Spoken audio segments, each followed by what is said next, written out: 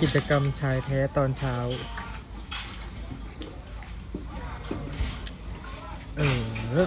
จึ๊บจึ๊บจึ๊บ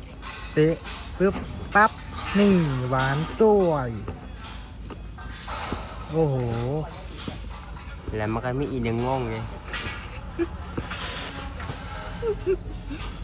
นี่ปึ๊บ5 6 7 8 1 2 3 4นั่นเห็นบอ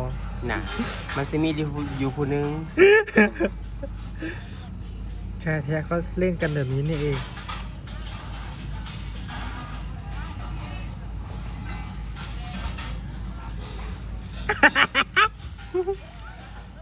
พี่บอกมันจะมีอยู่ผู้หนึงบ่เขาพวก